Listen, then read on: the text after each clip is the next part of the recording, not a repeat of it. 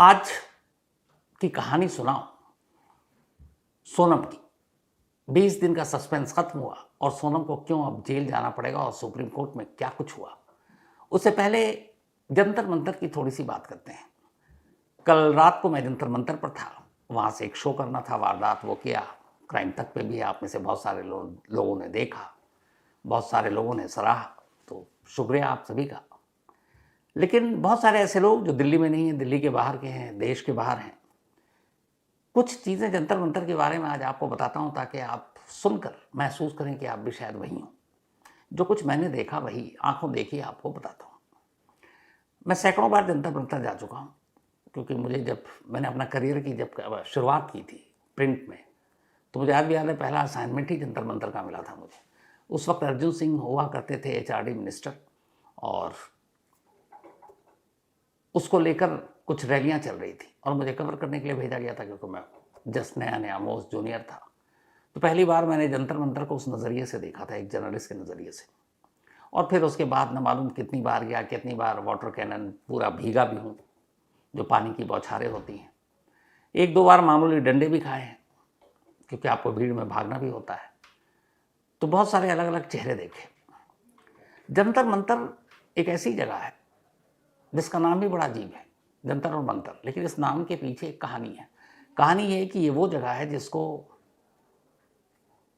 18वीं सदी में जो महाराजा सवाई जय सिंह सेकंड इन्होंने बनवाया था, और उसकी वजह ये थी कि तारों, समय और ग्रहों की चाल को जानने के लिए ये एक तरह से एक विज्ञान की प्रयोगशाला। जंतर का मतलब मशीन और मंतर का मतलब होता है समय और ग्रहों की चाल को पकड़ने वाला उपकरण। तो वक्त और ग्रहों की चाल को पकड़ने वाली मशीन यानी जंतर मंतर, इसलिए जंतर मंतर का ये जन्म हुआ था 18वीं सेंचुरी में। और तब जंतर मंतर बस यही था। दिल्ली में एक जो भी सैलानी आते हैं घूमने के लिए, एक बेहतरीन जगह जैसे इंडिया गेट, कुतुब मीनार, लाल किला, तो एक जंतर मंतर भी होता, बड़ा फेमस। बचपन में मैं भी उससे गया था कि जंतर मंतर देखना है, क्योंकि बड़ा सुना था। पर जंतर मंतर पहले धरना प्रदर्शन के लिए नहीं हुआ करता था, ये एक टूरिस्ट प्लेस था, एक तरह से ऐतिहासिक। तब दिल्ली में धरना प्रदर्शन बोट क्लब पर हुआ करता था। अगर आप में से बहुत सारे लोग दिल्ली आ चुके हैं, तो इंडिया गेट से एक सड़क जाती है जो सीधे राष्ट्रपति भवन तक, एकदम स्ट्रेट सड़क है, वो आपने देखी होगी। तो वही वो राजपथ भी कहलाता है, जिस पर 26 जनवरी की परेड होती थी, या अभी भी होती है। तो उसी सड़क के दोनों किनारों को बोट क्लब कहते हैं। 1988 में महेंद्र सिंह टिकैत हमारे देश के सबसे बड़े किसान के नेता थे। उन्होंने अपनी कुछ मांगों के साथ बोट क्लब पर धरना प्रदर्शन किया, और बोट क्लब पर तब धरना प्रदर्शन होता था। और ये वो धरना प्रदर्शन था जिसमें रिकॉर्ड करीब 5 लाख किसान देश भर से दिल्ली के बोट क्लब पहुंच गए। और वो भी कैसे, वो सब अपनी बैलगाड़ी में, उनकी गाय भी साथ में, बैल भी साथ में, चारपाई लेकर, हुक्का लेकर, खाना पीना, चूल्हा सब लेकर। और कई दिनों तक बोट क्लब पर उन लोगों ने डेरा डाला हुआ था, और उस वक्त प्रधानमंत्री थे राजीव गांधी। इस किसान आंदोलन के दौरान बहुत सारे किसान घूमने भी निकल जाते, तो बराबर में ही बोट क्लब के सबसे बड़ा कनॉट प्लेस, तो हर तरफ उन्हीं की भीड़। और उस वक्त दिल्ली बड़ी साफ सुथरी, बहुत कम गाड़ियां हुआ करती थी। अब 5 लाख किसान, इतने सारे बैलगाड़ी और ये सब आप समझ रहे हैं, तो ये जो पूरी नई दिल्ली की शक्ल है वो बदल गई थी, और सारे परेशान थे कि क्या करें। 5 लाख मेहमान अचानक आ गए दिल्ली में, और वहीं डेरा डाले हुए, वहीं खाना बन रहा है, वहीं सो रहे हैं, वहीं नहा रहे हैं, और सामने north block, south block, president house, parliament. तो खैर उनका लंबा धरना चला, और आखिर में उनकी 35 मांगे मानी गई, और तब महेंद्र सिंह टिकैत जी ने अपना धरना खत्म किया और किसान लौट गए। जब वो लौटे तो दिल्ली की अजीब सूरत थी, पूरा बोट क्लब और उसके आसपास हर तरफ गंदगी ही गंदगी। तब उसके बाद तय हुआ कि नहीं, आने वाले वक्त में धरना प्रदर्शन के लिए कोई और जगह होनी चाहिए, इसलिए कि ये एक बहुत ही वीवीआईपी इलाका है, मतलब सरकार की जान है उस इलाके में बसती है। प्रेसिडेंट हाउस से लेके PM house, defence ministry, home ministry, finance ministry, सब वहीं पे, पार्लियामेंट वहीं पे। तो ये हो कि और कौन सी जगह, तो पहले कुछ दिल्ली के बाहरी इलाकों को चुनने की बात हुई, बात बनी नहीं। फिर अचानक ख्याल आया कि एक काम करते हैं, जंतर मंतर को दे देते हैं। अब जंतर मंतर को धरने की जगह बनाने के पीछे कई वजह थी, और बड़े काम की वजह थी। एक ये कि जंतर मंतर बिल्कुल संसद यानी पार्लियामेंट की दहलीज पर है, पार्लियामेंट स्ट्रीट थाने से जस्ट पहले है।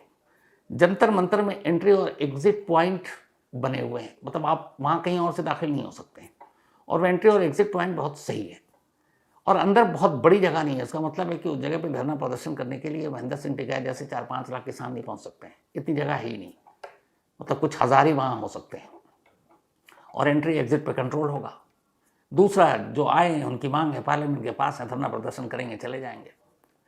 तो जंतर मंतर को ये तय किया है कि देते हैं। 1993 में Delhi university students union DUSU का चुनाव होता है। डूसू के प्रेसिडेंट दिल्ली यूनिवर्सिटी के वाइस चांसलर के खिलाफ बहुत सारे एजिटेशन हुए, तो डूसू यानी दिल्ली यूनिवर्सिटी के स्टूडेंट्स पहुंच गए जंतर मंतर, और वहां उन्होंने धरना प्रदर्शन देना शुरू कर दिया। ये पहला ऑफिशियल था जब बड़ी तादाद में, उस वक्त 93 में दिल्ली के बहुत बड़े तादाद में स्टूडेंट जंतर मंतर पर आ गए, और ये जंतर मंतर पर पहला ऐसा प्रोटेस्ट था जिसमें बहुत बड़ी भीड़ थी। वहीं से शुरुआत हो गई 1993 से। इसके बाद तो फिर जिसको भी जो गुस्सा होता उसकी डिमांड होती, सीधे अपनी आवाज़ सरकार तक पहुंचने के लिए जंतर मंतर उनका नया पता होता। फिर आने वाले वक्त में एक फिल्म भी आई थी कि अपना एक शख्स है जो जिंदा है, लेकिन उसको कानून ने मुर्दा मान लिया कागजों पर, वो खुद को जिंदा दिखाने के लिए जंतर मंतर पर आकर बैठ गया। उस वक्त ऐसे बहुत सारे आंदोलनकारी प्रदर्शनकारी होते थे जो महीनों महीनों जंतर मंतर पर बैठे रहते थे कागज के पूरे ढेर लेकर कि कोई उनकी सुन ले। फिर वक्त बीता, अलग अलग पॉलिटिकल पार्टी के धरने प्रदर्शन वहीं पे होने लगे, फिर किसान वहाँ पर आने लगे, फिर लोकपाल को लेकर होने लगा, फिर अन्ना हजारे आंदोलन 2011 अप्रैल का महीना। स्टूडेंट्स के देश के बाहर के जितने लोग नाराज होते वो भी आके जंतर मंतर पर बैठ जाते, तो जंतर मंतर फिर एक पहचान बन गई। असल में बहुत सारे लोग कहते हैं कि सही मानों में लोकतंत्र जंतर मंतर से ही शुरू होता है, क्योंकि लोकतंत्र में लोग आकर वहाँ अपनी आवाज़ उठाते हैं, और ठीक उसके सरहद पर पार्लियामेंट है जहाँ तक वो अपनी आवाज़ पहुँचाना चाहते थे। तो जंतर मंतर की पहचान एक आंदोलन, धरना प्रदर्शन, क्रांति इसी के लिए होगी। और अब एक बार फिर से जो देश के छात्र हैं, नीट का पेपर लीक हुआ, वो धीरे धीरे वहाँ बैठ गए। कल रात जब मैं वहाँ गया तो इससे पहले 20 जब अभी प्रोटेस्ट हुआ था जिस दिन, बहुत सारी लाठियाँ चली, बहुत सारी चीज़ें हुई, डिटेल में आपने रिपोर्ट भी देखी। तो रात करीब 11 बजे तक वहाँ ऐसा लग रहा था जैसे मेला है। सीपी बिल्कुल बराबर में है जहाँ पर जंतर मंतर की एंट्री, उसके सामने बहुत सारे आपके मैकडी और ये सारी चीज़ें हैं। तो मैंने देखा कि लोग खुद कंट्रोल कर रहे हैं, बहुत सारे जो बच्चे हैं, और ज़्यादातर मुझे वहाँ पर उस वक्त स्टूडेंट ही दिखाई दिए, और दूर दूर से आए हुए। डीयू से तो है ही है, दिल्ली में ही अलग अलग कई यूनिवर्सिटी हैं, जेएनयू है, जामिया है, डीयू है, ओपन यूनिवर्सिटी है, और भी है। तो वो सारे वहाँ पर बच्चे, और जिधर जाओ कोई हाथ में पानी का बोतल लिया हुआ है, कोई खाना लिया हुआ है, जो भी वहाँ आ रहा है वो उसको पानी पिला रहे हैं, खाना दे रहे हैं। पता चला कि वहाँ पे आसपास में ऐसे कई रेस्तरां हैं जिनको गुमनाम लोग पैसे दे रहे हैं और कह रहे हैं यहाँ जो भी आए 1000-2000 डब्बे पिज़्ज़ा से लेकर, बर्गर से लेकर बाकी खाने के प्लेट्स हैं, वो आप दो, पैसे मत लेना। तो ऐसे लोग, और बहुत सारे लोग तो घर घर से लेकर चले आ रहे हैं। बहुत सारे लोगों को मैंने देखा हाथों में खाने के पैकेट हैं, पानी के बोतलें लेकर जा रहे हैं और दे रहे हैं। वहाँ चारों तरफ पुलिस भी है। अब उन पुलिस वालों में से कई की मेरी कल बात हुई, कई से जो प्रोटेस्ट हुआ था अभी संसद भवन पर जाने के लिए 20 जुलाई को, उस दिन जो पुलिस वाले थे और इस वक्त जो जंतर मंतर के इर्द गिर्द पुलिस वाले हैं, उन दोनों में बड़ा फर्क था। उस दिन शायद खास तौर पर बुलाया गया था उन पुलिस वालों को कि आपको कैसे फोर्सफुली हैंडल करना है। इस वक्त जो पुलिस वाले हैं, मैंने देखा कि ज़्यादातर स्टूडेंट्स के साथ उनके रिलेशन बड़े अच्छे हैं। बहुत सारे बच्चे उनको पानी की बोतल, जैसे बाकी लोगों को देख रहे हैं वो देख रहे हैं, वो भी खड़े हैं। हुमस दिल्ली में बहुत है, पसीने पसीने, गर्मी भी बहुत है, तो वो भी पसीने पसीने, वर्दी भी भीग रही है, तो उनको पानी की बोतल। अब कुछ पुलिस वालों ने तो पानी के बोतल लिए भी, जब मैं वहाँ था, अपनी बात बता रहा हूँ, कुछ ने मना किया। लेकिन फिर अचानक जो पुलिस वाले पानी की बोतल लेते हैं और जैसे ही देखते हैं कि कुछ लोग मोबाइल में शूट कर रहे हैं, बहुत सारे वहाँ पर आजकल बहुत सारे लोग शूट कर रहे हैं, उसकी एक वजह और भी है, ये जो मीडिया है, कि वो मीडिया वहाँ पर जाकर क्या बोल रही है, वो लोग उसको रिकॉर्ड कर रहे हैं। और आपको पता है कि मीडिया को लेकर इस वक्त वहाँ पे माहौल अजीब सा है। तो खैर, जैसे ये पुलिस वालों को पानी देते या कुछ खाने का पैकेट देते, कुछ पुलिस वाले ले भी लेते, लेकिन जब देखते कि कैमरा ऑन है तो बेचारे वापस कर देते। इस डर से कि कहीं उनके सीनियर ने देख लिया, वीडियो देख लिया, उनका पानी पीते हुए देख लिया तो पता नहीं क्या एक्शन ले लें।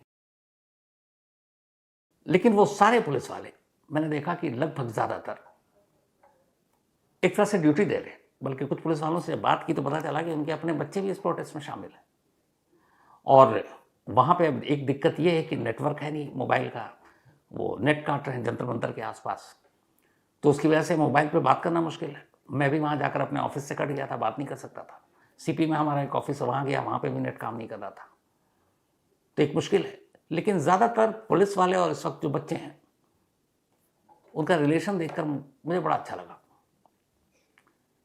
और इस तरह के सिचुएशन को कैसे हैंडल करते हैं इसके लिए भी बहुत ज़रूरी है। शायद दिल्ली पुलिस ने बहुत सारे ऐसे लोगों को वहाँ भेजा है जिनको एक तजुर्बा एक्सपीरियंस है, क्योंकि सामने हैं तो वो स्टूडेंट्स ही, और जितने पुलिस वाले हों सबके बच्चे भी स्टूडेंट ही होंगे, तो कहीं ना कहीं ये थोड़ा सा मेल खा रहा है। आज लेकिन ये हुआ कि सीपी को शाम को बंद कर दिया गया, कनॉट प्लेस, ठीक जंतर मंतर के सामने जितनी भी खाने पीने की चीज़ें, जो रेस्टोरेंट हैं, होटल है, उसको बंद कर दिया गया।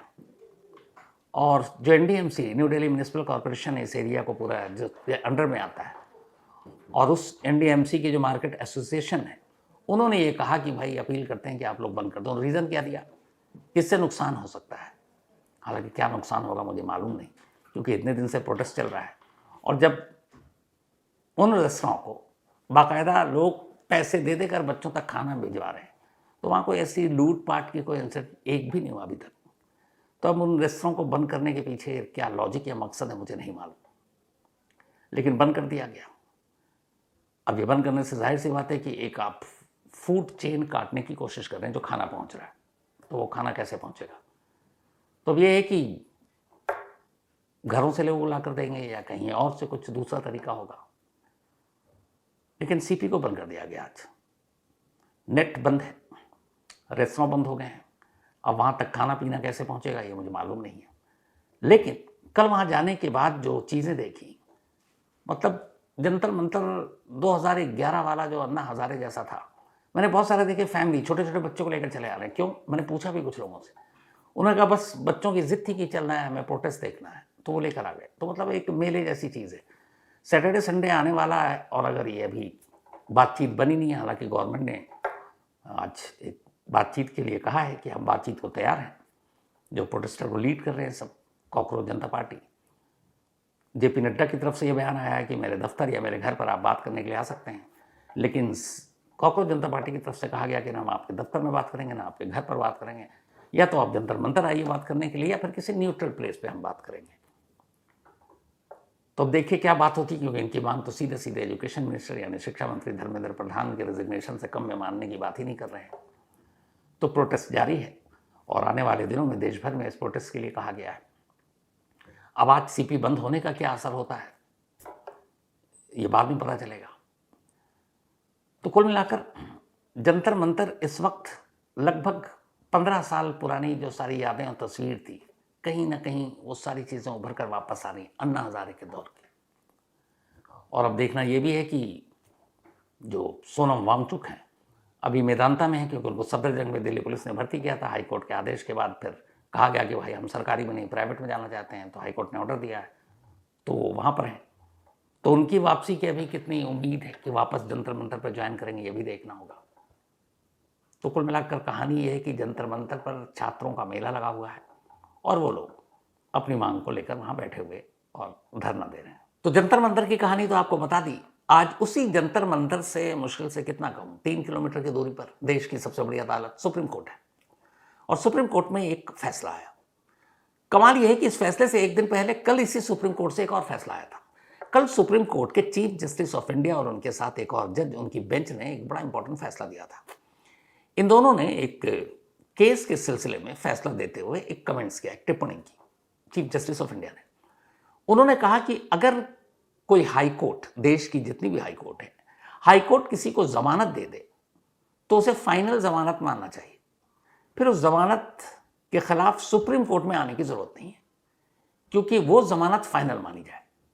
इसका मतलब ये हुआ कि अगर कोई हाई कोर्ट किसी को जमानत दे दे तो सुप्रीम कोर्ट उस जमानत के फैसले को पलटेगी नहीं, वो जमानत बरकरार रहेगी। ये एक कमेंट था सुप्रीम कोर्ट का एक फैसले में, तो जब ये आया तो मैं ये सोच रहा था कि अगर हाई कोर्ट किसी को जमानत दे दे तो फिर सुप्रीम कोर्ट उस फैसले को पलटेगी नहीं। तो इसका मतलब ये हुआ कि सोनम की भी जमानत रद्द नहीं होगी, पलटा नहीं जाएगा। क्यों?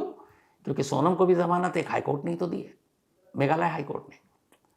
तो फिर आज का फैसला मुझे लगा यही आएगा, सोनम की जमानत बरकरार। लेकिन ऐसा हुआ नहीं। हुआ यह कि 20 दिन के सस्पेंस के बाद सुप्रीम कोर्ट ने आज फैसला सुनाया और सोनम रघुवंशी की जमानत रद्द कर दी, कैंसिल कर दी, और कहा कि आपके पास 3 हफ्ता है, आप 3 हफ्ते के अंदर सरेंडर कर दीजिए। सरेंडर करने का मतलब यह है कि आप वापस जेल चली जाइए जहां से आप आई हैं, जहां पिछले 10 महीने से आप रह रही थी। तो अब सवाल यह कि एक ही दिन में सुप्रीम कोर्ट ये कह रहा है कि हाईकोर्ट के फैसले को फाइनल माना जाए बेल के, और अगले दिन सोनम के मामले में अलग फैसला। ऐसा क्यों? तो हमारे जो साथी रिपोर्टर हैं संजय शर्मा, उन्होंने एक सुप्रीम कोर्ट के लॉयर से बात की और तब उन्होंने बताया कि इंडिविजुअल मैटर में, जैसे अगर कंप्लेनेंट एक आम आदमी है, मैं हूं, और मैं सुप्रीम कोर्ट जाता हूं कि ये बेल हाईकोर्ट ने गलत दिया है, तो सुप्रीम कोर्ट उसे नहीं मानेगी। सुप्रीम कोर्ट कहेगी नहीं, जो हाईकोर्ट ने दिया वही फाइनल है। लेकिन उसी सुप्रीम कोर्ट में अगर कोई स्टेट यानी सरकार सीधे पहुंच जाए और कहे कि ये बेल गलत है, तो सुप्रीम कोर्ट उसकी सुनवाई करेगी। यानी सरकार की बात सुप्रीम कोर्ट सुनेगी और इंडिविजुअल कोई जाएगा, हमारे आप जैसा बंदा, तो उसकी बात की सुनवाई नहीं होगी, हाईकोर्ट के फैसले को ही आखिरी फैसला माना जाएगा। अब चूंकि सोनम के बेल को चैलेंज मेघालय पुलिस यानी मेघालय गवर्नमेंट ने किया है, तो यह इंडिविजुअल मैटर तो रहा नहीं, तो ये सरकार आ गई बीच में, तो इसीलिए इसको उसी तरीके से सुप्रीम कोर्ट ने लिया और फिर अपना फैसला सुनाया। सोनम को पहले शिलोंग की लोअर कोर्ट ने 27 अप्रैल को, और फिर मेघालय हाई कोर्ट ने 29 जून को जमानत दी थी। लोअर कोर्ट ने जमानत दी, मेघालय पुलिस हाई कोर्ट पहुंची। में हाई कोर्ट में जब ये बहस हुई, हाई कोर्ट ने फिर कहा नहीं, सोनम की जमानत बरकरार रहेगी। फिर मेघालय पुलिस सुप्रीम कोर्ट पहुंची थी 1 जुलाई को, और 3 जुलाई को इस पर सुनवाई हुई थी। सुप्रीम कोर्ट ने आज कहा कि यह बात गलत है कि अगर एक धारा गलत लिख दी गई, एक टाइपो एरर है, तो उसके बिहाफ पर कोई आजाद रहने का हकदार हो जाता है। मेघालय हाई कोर्ट और शिलोंग लोअर कोर्ट, इन दोनों ने गलत फैसला दिया और गलत जमानत दी सोनम को। अगर गलती से 403 धारा लिखा और वो 103 होना चाहिए, तो इसका ये मतलब नहीं कि सोनम को आप जमानत दे दीजिए, क्योंकि क्राइम हीनियस है। दूसरा, सुप्रीम कोर्ट ने कहा कि ऐसा नहीं था कि सोनम को पता नहीं था कि उसे क्यों गिरफ्तार किया गया। इसकी 2-3 बातें बताई सुप्रीम कोर्ट ने। एक, सुप्रीम कोर्ट का कहना था कि 9 जून को उत्तर प्रदेश के गाजीपुर में जब सोनम ने खुद को सरेंडर किया, तो सरेंडर कोई क्यों करता है? एक आम आदमी सरेंडर नहीं करेगा कि मैं यहाँ हूँ, मैं सरेंडर कर रहा हूँ, मुझे पकड़ लो। पुलिस शायद पकड़ेगी भी नहीं, भाई तुमने कुछ किया तभी तो पकड़ेंगे, या सरेंडर क्यों कर रहे हो? तो सुप्रीम कोर्ट का कहना था कि 9 जून 2025 को अगर सोनम ने उत्तर प्रदेश के गाजीपुर में सरेंडर किया, इसका मतलब है कि सोनम जानती थी कि उसके ऊपर उसके पति राजा रघुवंशी के कत्ल का इल्जाम है और पुलिस उसे ढूंढ रही है। यानी सोनम को अपने जुर्म के बारे में जानकारी थी सरेंडर करते वक्त। तो पहली चीज और पहला सबूत ये। दूसरा, इसके बाद जब एफआईआर दर्ज हुई, पुलिस पूछताछ हुई, उसके बाद 3 बार सोनम ने लोअर कोर्ट में जमानत की याचिका दी। तीनों बार जब जमानत की याचिका दी, तो उन तीनों बार जमानत के पेपर में इस बात को मेंशन किया गया था कि वो जमानत क्यों चाहती है, किस जुर्म में गिरफ्तार किया गया और उस पर इल्जाम क्या है। उस जमानत के पेपर में यह लिखा हुआ था कि वो राजा रघुवंशी के मर्डर केस की आरोपी नंबर 1 है। तो इसका मतलब ये हुआ कि सोनम को पता था कि किस जुर्म में उसे गिरफ्तार किया गया।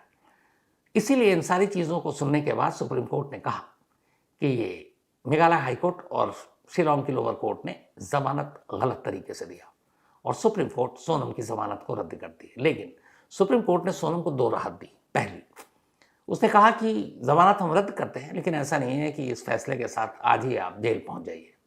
सुप्रीम कोर्ट ने कहा हम आपको 3 वीक 3 हफ्ते का वक्त देते हैं, आप 3 हफ्ते के अंदर अंदर खुद को सरेंडर कर दीजिए मेघालय पुलिस के सामने, और मेघालय पुलिस आपको जेल तक पहुंचा देगी जहां से आप आइए।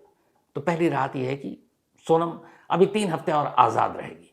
और 3 हफ्ते का मतलब है कि सोनम अब बेवकूफ़ तो है नहीं, आज़ादी मिली है, सुप्रीम कोर्ट ने कहा है, तो वो कल ही जाके सरेंडर कर देगी। पुलिस भी पकड़ने के लिए अभी मजबूर भी नहीं है, क्योंकि 3 हफ्ता उसके पास है। तो जब 3 हफ्ते में शायद, अगर मेरा अपना मानना है, 1-2 दिन बचेगा, तो वो जाके सरेंडर कर देगी, या उसका मूड हुआ तो पहले ही चली जाएगी। अगर वो बाहर बोर हो गई हो अब तक रहते रहते, तो फिर जेल चली जाएगी पहले, वरना 3 हफ्ते का वो भरपूर फायदा उठाएगी। दूसरी राहत जो सोनम को दी, सुप्रीम कोर्ट ने कहा कि आप सरेंडर कीजिए, जेल जाइए, लेकिन अगर राजा रघुवंशी मर्डर केस में अगले 6 महीने के अंदर ट्रायल कोर्ट अपना फैसला नहीं सुनाती, ट्रायल कोर्ट अपनी सुनवाई पूरी नहीं करती, तो आप जमानत के लिए अर्जी देने की हकदार हैं। यानी 6 महीने सुप्रीम कोर्ट के हिसाब से राजा रघुवंशी मर्डर केस का फैसला आ जाना चाहिए। और अगर 6 महीने में ये फैसला नहीं आया, शिलांग की कोर्ट ने फैसला नहीं दिया, तो 6 महीने बाद सोनम फिर से जमानत पर आज़ाद हो जाएगी, क्योंकि देश की सबसे बड़ी अदालत ने कहा है कि अगर 6 महीने में इस मुकदमे की सुनवाई पूरी नहीं हुई तो आप नए सिरे से जमानत की अर्जी दीजिए। अब सवाल ये है कि क्या 6 महीने में फैसला आ जाएगा? तो ज़मीनी हकीकत ये है कि कोर्ट को ही बताया गया कि राजा रघुवंशी मर्डर केस में चार्जशीट दाखिल हो गई है, सप्लीमेंट्री चार्जशीट भी दाखिल हो गई है। चार्जशीट में कुल 94 गवाहों के नाम लिखे गए हैं, लिस्टेड है, 94 विटनेस हैं इसमें। अब सवाल यह है कि चार्जशीट फ्रेम, सप्लीमेंट्री चार्जशीट दाखिल, लेकिन अभी चार्जेस फ्रेम नहीं हुए हैं।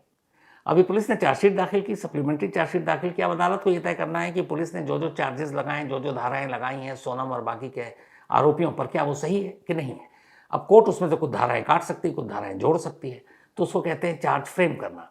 तो अभी केस उस लेवल पे पहुंचा ही नहीं कि चार्ज फ्रेम हुआ, सिर्फ चार्जशीट दाखिल हुई। अब चार्ज फ्रेम होने में भी कुछ हफ्ते तो लग ही जाएंगे, 6 महीने का वक्त है, 94 विटनेस। अब अगर रिकॉर्ड को हम लोग देखते हुए चले तो 94 गवाहों की गवाही 6 महीने के अंदर पूरी हो जाए, नामुमकिन तो नहीं है लेकिन मुश्किल है। और अगर 6 महीने में यह नहीं हो पाता है तो सोनम फिर से आज़ाद होगी। तो सुप्रीम कोर्ट का फैसला आ गया, 20 दिन लगे इस मामले की सुनवाई में, पर सोनम आखिरकार 3 हफ्ते बाद जेल जाएगी। अपने पूरी क्राइम रिपोर्टिंग के करियर में पहली बार आज ये स्टोरी मुझे सुनने को मिली और पहली बार ऐसा कुछ देखने को मिला जो इससे पहले कभी नहीं हुआ। बल्कि मुझसे पहले भी जिन लोगों ने भी क्राइम रिपोर्टिंग की, शायद उन्होंने भी अपनी ज़िंदगी में ऐसी स्टोरी नहीं सुनी होगी।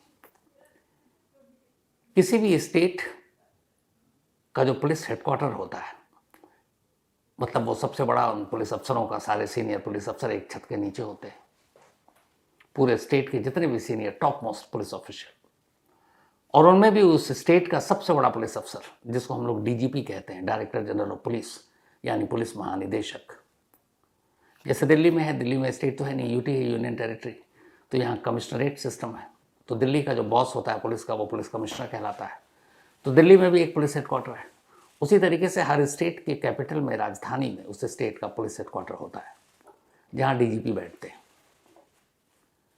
अब एक स्टेट का एक डीजीपी सुबह घर से निकले, पुलिस हेडक्वार्टर जाए, अपने दफ्तर में पहुंचे, 1.5 घंटे तक खुद को कमरे में बंद रखे, इसके बाद दरवाज़ा अंदर से बंद रखे, 1.5 घंटे बाद उनके पीएसओ या फिर सिक्योरिटी गार्ड को डाउट हो, कोई फ़ोन ना उठाएं, ना मोबाइल, ना लैंडलाइन नंबर, जो रिसेप्शन से फ़ोन उनको फॉरवर्ड किया जा रहा है वो भी ना उठाएं, तो फिर लोगों का घबराना लाजमी है।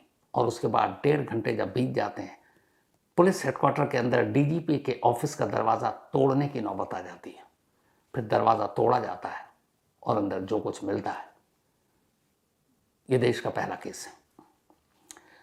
कहानी है त्रिपुरा की। त्रिपुरा हमारे देश का एक छोटा सा राज्य, अमूमन ये खबरों में नहीं रहता है, और इसीलिए जितने भी न्यूज़ चैनल हैं, बाकी अगर आप बात करें, जो टीआरपी सेंटर कहलाता है, जो मीटर होता है, तो त्रिपुरा वो स्टेट है जो टीआरपी सेंटर में जिसकी गिनती नहीं होती, तो अमूमन ये खबरों से कटा रहता है। यहाँ क्या कुछ होता है, जब तक कोई बहुत बड़ी खबर ना आए तब तक लोग उस तरफ ध्यान नहीं देते। इसी त्रिपुरा की राजधानी अगरतला में अभी सैटरडे 2 दिन पहले 18 जुलाई को 92nd त्रिपुरा पुलिस का पासिंग आउट परेड थी। मतलब जो पुलिस वाले सक्सेसफुल पास हुए अपनी ट्रेनिंग के बाद, तो उनकी एक पासिंग आउट परेड हुआ करती है। तो अगरतला त्रिपुरा की राजधानी में ये पासिंग आउट परेड थी, और ये तस्वीर उसी वक्त की है। इस परेड में तमाम नए पुलिस वाले, नए रंगरूट सब शामिल होते हैं, और स्टेट के मुख्यमंत्री, चीफ मिनिस्टर इसके चीफ गेस्ट थे, और मेन गेस्ट जाहिर सी बात है त्रिपुरा पुलिस के मुखिया यानी डीजीपी थे, अनुराग धनखड़, 1994 बैच के आईपीएस अफसर, इंडियन पुलिस सर्विस। तो यहाँ पे बाकायदा पासिंग आउट परेड में वो शामिल होते हैं। इसके बाद वो वहाँ से अपनी बात भी रखते हैं, फिर मीडिया से भी बात करते हैं। ये सारी तस्वीर उसी दिन की, उसी वक्त की है। ठीक 48 घंटे पहले की इस तस्वीर को देखकर कोई अंदाजा भी नहीं लगा सकता कि 48 घंटे बाद क्या होने वाला है, क्योंकि डीजीपी साहब बिल्कुल नॉर्मल, बिल्कुल ठीक ठाक अपनी सारी ड्यूटी को उन्होंने बड़े अच्छे से पूरा किया। मीडिया से हंस हंस कर बातें की, चीफ मिनिस्टर को रिसीव किया, सी ऑफ किया, पासिंग आउट परेड में फिर सलामी भी ली, और ये ख़त्म होता है। उसके बाद सैटरडे का दिन फिर वो अपने घर चले जाते हैं, फिर कल संडे छुट्टी। और त्रिपुरा वैसे भी बाकी बड़े शहरों की तरह वहाँ पे क्राइम को लेकर इतना वो नहीं है, तो एक तरह से एक पीसफुल आप कहें स्टेट है। तो संडे वो घर पर, 2 दिन बीत गए इस पासिंग आउट परेड के बाद। अब मंडे का दिन आता है। मंडे सुबह अमूमन 10 से 10:30 के दरमियान डीजीपी अनुराग धनखड़ पुलिस हेडक्वार्टर पहुंच जाते हैं अपने सरकारी घर से। तो मंडे सुबह भी वो अपने घर से निकले बिल्कुल नॉर्मल, दफ्तर पहुंचते हैं करीब सुबह का वक्त 10:30 बज रहे थे। मंडे यानी आज 20 जुलाई। सरकारी गाड़ी में दफ्तर पहुंचते हैं। पुलिस हेडक्वार्टर में तमाम जो अफसर थे वो उनको सलामी देते हैं। इसके बाद वो 2 मंजिला इस बिल्डिंग में, पुलिस हेडक्वार्टर वहाँ 2 फ्लोर के है, उसमें पहली मंजिल पर फर्स्ट फ्लोर पर डीजीपी साहब का दफ्तर था। फर्स्ट फ्लोर पर ये पहुँचते हैं। फर्स्ट फ्लोर पर जब ये अपने दफ्तर की तरफ बढ़ रहे होते हैं और दफ्तर के अंदर बस कदम रखने वाले थे, तभी वो पलटते हैं और अपने सिक्योरिटी गार्ड और पीएसओ, जो पुलिस हेडक्वार्टर के सिक्योरिटी गार्ड हैं, जो गार्ड खड़े रहते हैं दरवाजे पर, और इनके अपने पीएसओ पर्सनल सिक्योरिटी ऑफिसर, उनको एक हिदायत देते हैं। कहते हैं कि मुझे कुछ ज़रूरी काम है, मैं बहुत बिजी हूँ, तो अगले जब तक मैं ना कहूँ, अंदर से आवाज़ ना दूँ, कोई मुझे डिस्टर्ब नहीं करेगा। डीजीपी साहब का हुक्म किसकी हिम्मत टाले। इसके बाद डीजीपी साहब कमरे के अंदर चले जाते हैं अपने ऑफिस में। अब वो अपने ऑफिस के अंदर है। अब धीरे धीरे वक्त बीत रहा है। करीब 1.5 घंटे बीत गए, 12 बज गए अब दोपहर के। लेकिन ना अंदर से डीजीपी साहब ने कोई घंटी बजाई, ना किसी को बुलाया, बल्कि इन 1.5 घंटों में कुछ अजीब अजीब चीज़ें हुई जो पहले कभी नहीं हुआ। लास्ट ईयर मई 2025 में उन्होंने डीजीपी का ये पोस्ट संभाला था, त्रिपुरा के डीजीपी बने थे। मई से लेकर 20 जुलाई तक कभी ऐसा इससे पहले नहीं हुआ कि उनके दफ्तर में लैंडलाइन पर फ़ोन आए, और फ़ोन कौन देता है, ट्रांसफ़र नीचे से रिसेप्शन से, और वो वही करते हैं जो या तो पूछती हैं ट्रांसफ़र की बात करनी यानी कि या इमरजेंसी फ़ोन हो, मिनिस्ट्री से हो। तो लैंडलाइन पर लगातार घंटियाँ बजती रहीं, पर डीजीपी साहब ने फ़ोन नहीं उठाया, और ऐसा इससे पहले कभी नहीं हुआ। जब भी लैंडलाइन की घंटी बजती वो फ़ोन ज़रूर उठाते। इसके अलावा उनके मोबाइल पर उनके अपने कुलीग, सीनियर पुलिस ऑफिशियल, क्योंकि उस पुलिस हेडक्वार्टर में तमाम रैंक के अफसर, जो सबसे बड़े अफसर हैं, वो बैठते हैं, उन लोगों ने भी फ़ोन किया, डीजीपी साहब ने फ़ोन नहीं उठाया। 1.5 घंटे बीते, 12 बजा। अब ये हुआ कि ऐसा क्यों। उधर जो बाहर गार्ड हैं और पीएसओ हैं, उन्हें भी लगा कि अब तो बहुत देर हो गई। और अमूमन डीजीपी साहब का रूटीन ये था कि वो जब सुबह दफ्तर आते तो लॉ एंड ऑर्डर और बाकी पूरे त्रिपुरा के अलग अलग जगहों पर क्या हुआ उसकी एक रूटीन मीटिंग किया करते थे और सबसे रिपोर्ट लेते। तो पुलिस हेडक्वार्टर के जो अलग अलग शहरों के इंचार्ज होते हैं उनको बुलाते हैं, उनसे बैठ के बात करते हैं। लेकिन मंडे, मतलब नए वीक की शुरुआत, और मीटिंग शेड्यूल होता है, लेकिन कोई मीटिंग नहीं, न किसी को उन्होंने बुलाया और किसी का फ़ोन नहीं उठा ले। जब 12 बज गया तो फिर हैरानी हुई और थोड़ी परेशानी भी हुई लोगों को कि डीजीपी साहब कर क्या रहे हैं। तो फिर कुछ सीनियर पुलिस ऑफिशियल जिन्होंने फ़ोन किया, उठाया नहीं, रिसेप्शन पे मैसेज दिया, उन्होंने कहा भाई वो लैंडलाइन भी नहीं उठा लें। तो वहाँ पहुँचे, इधर फिर गार्ड और वो खड़े, उन्होंने कहा कि एक बार अंदर पूछ लो डीजीपी साहब फ्री हुए कि नहीं।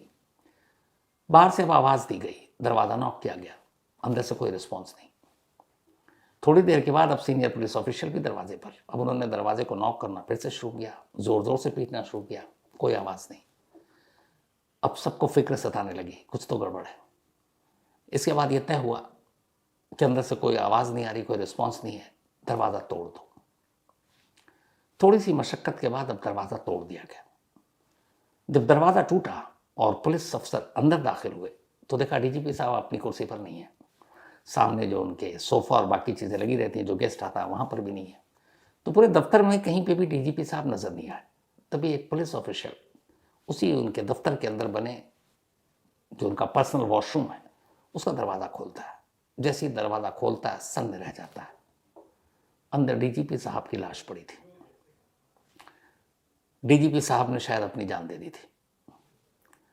आमतौर पर अमूमन ऐसे केस में ये होता है जिसमें खुद कोई मर जाता है तो बॉडी को उतारता भी नहीं है, पुलिस को फ़ोन किया जाता है ताकि पुलिस आए, वो बॉडी को उतारे और फिर बाकी की कार्रवाई के बाद हॉस्पिटल ले जाते हैं। लेकिन यहाँ अजीब मंजर ये था कि स्टेट के सबसे बड़े पुलिस ऑफिशियल की पुलिस हेडक्वार्टर के अंदर, उन्हीं के दफ्तर में, उन्हीं के दफ्तर के अंदर उनकी लाश पड़ी है। अब जाहिर सी बात है, उस लाश को उतारने के लिए किसी पुलिस वाले को कॉल करने की भी ज़रूरत नहीं है, क्योंकि सारे पुलिस ऑफिशियल तो वहीं मौजूद हैं और वो एक पुलिस हेडक्वार्टर है।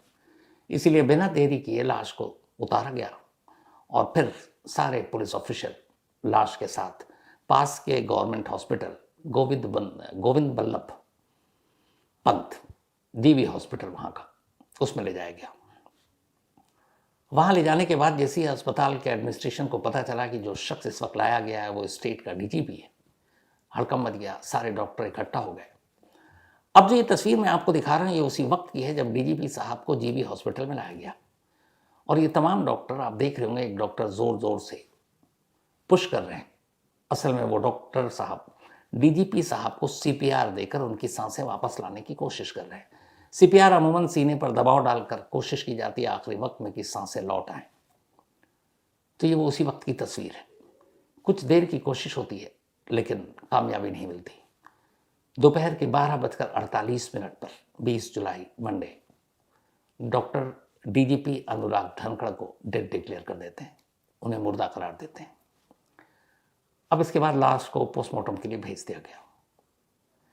इधर इस बीच में जब सब कुछ हुआ और तेजी से खबर फैली कि डीजीपी साहब पुलिस हेडक्वार्टर में उनको निकाल कर ले जाया गया, तो कुछ अफवाहें भी उड़ी कि उन्होंने गोली मार ली। लेकिन जीबी अस्पताल के डॉक्टरों का कहना था कि उनके जिस्म पर चोट के कोई निशान नहीं थे। तो इससे ये र्यूमर भी गलत हो गया कि बुलेट के भी निशान नहीं थे। अब यहां बड़ा सवाल ये था कि एक डीजीपी साहब पुलिस हेडक्वार्टर जाकर अपने ही दफ्तर के अंदर अपनी जान क्यों देंगे, वजह क्या है? तो अभी तक कोई ऐसा नोट मिला नहीं है जो मरने से पहले उन्होंने लिखा हो, और अगर शायद मिला हो तो अभी तक त्रिपुरा पुलिस ने उसे सार्वजनिक नहीं किया है। अगर होगा तो वो देर सवेर सामने आ ही जाएगा। लेकिन सवाल यह है कि एक डीजीपी रैंक के अफसर ने ऐसा कदम क्यों उठाया इसकी वजह क्या है? तो अब तक की जो जानकारी आई है वो ये है कि 1994 बैच के अफसर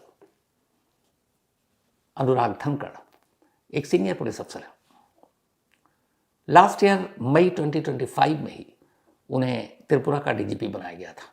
इससे पहले वो त्रिपुरा में ही डीजी मतलब इंटेलिजेंस के हेड थे, वहाँ के खुफिया विभाग के। इससे पहले डेपुटेशन पर उन्होंने कई और जगह पे काम किया, जिनमें BSF border security force, CISF, इसके अलावा United peace keeping force UN का जो होता है, वहाँ विदेश में भी गए, और साथ में सीबीआई में भी ये अलग अलग पोस्ट पर रहे, जिसमें ज्वाइंट डायरेक्टर भी शामिल है। और सबसे बड़ी बात यह है कि इन्होंने 2 सबसे अहम केस पर काम किया, उसको लीड भी किया। उनमें से एक था 1984 सिख दंगा, एंटी सिख राइट्स, जो दिल्ली में हुआ था। उसकी भी सीबीआई ने जो जांच की उसकी ये मेंबर थे। और दूसरा बड़ा पंजाब नेशनल बैंक स्कैम, जिसका मेन एक्यूज्ड आरोपी नीरव मोदी, जो इस वक्त देश से भागा हुआ है, उस पंजाब नेशनल बैंक स्कैम की भी जांच अनुराग धनखड़ ने की थी सीबीआई में रहते हुए। बाद में इन्हें फिर अपना त्रिपुरा कैडर होम मिला था, ये वापस चले गए और अब वहाँ के डीजीपी बने थे। मई 2025 में बने और अभी जून में इनको रिटायर हो जाना था, लेकिन स्टेट गवर्नमेंट ने, त्रिपुरा की सरकार ने इनको एक्सटेंशन दे दिया, तो ये इस वक्त एक्सटेंशन पर थे। फैमिली में इनकी वाइफ है और एक बेटा है, बेटा कनाडा में रहता है।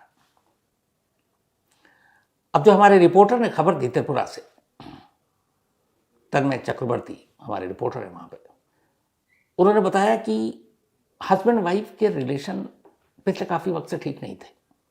आमतौर पर झगड़ा होता था, लेकिन ये हर परिवार में होता, आम बात है। संडे की रात को पति पत्नी में फिर से झगड़ा हुआ, यानी कल रात को, और उस झगड़े के बाद आज सुबह ही वो अपने घर से निकलते हैं और सीधे पुलिस हेडक्वार्टर पहुंचते हैं और अपने गार्ड से, पीएसओ से कहते हैं कि कोई उन्हें डिस्टर्ब ना करे।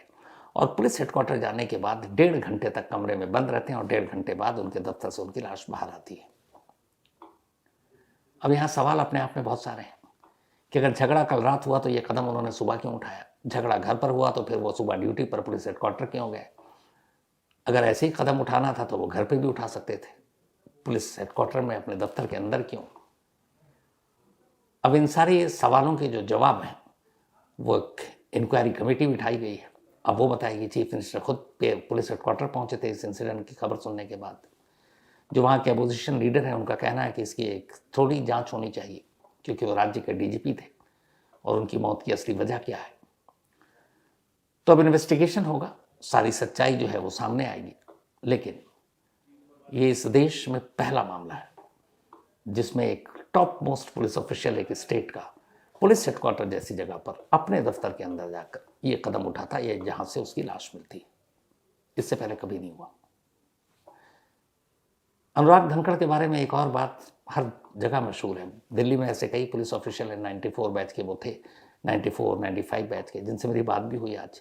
जैसे हमारे दिल्ली के नए पुलिस कमिश्नर है वो 94 बैच के वो भी है, कि उनकी इमेज एक बहुत ही साफ सुथरी और ईमानदार पुलिस ऑफिसर की थी। थ्रू आउट 3 डिकेड तक उन्होंने अपनी सर्विस दी, 30 साल से ज़्यादा नौकरी की, कभी उनके ऊपर कोई दाग नहीं लगा। मतलब उनकी ईमानदारी पर कभी किसी ने उंगली नहीं उठाई। जहाँ जिस पोस्ट पे रहे उन्होंने बेदाग अपनी नौकरी की, बहुत ही साफ सुथरी छवि, और ऐसी कोई चीज़ नहीं। लेकिन अब वजह सिर्फ फैमिली मैटर है, पत्नी से झगड़ा है या कुछ और क्या वाकई उन्होंने मरने से पहले कोई नोट लिखा है? अगर है तो उसमें क्या लिखा है? इसके लिए हमें थोड़ा इंतज़ार करना पड़ेगा, क्योंकि ये आज सब कुछ दोपहर के बाद से ही शुरू हुआ। आप मान के चलिए कि 12 बजे तो PHQ में हुआ, 12:48 पर उन्हें मुर्दा करार दिया गया। तो जो भी होगा इस पर अपडेट मैं आगे आपको ज़रूर दूंगा।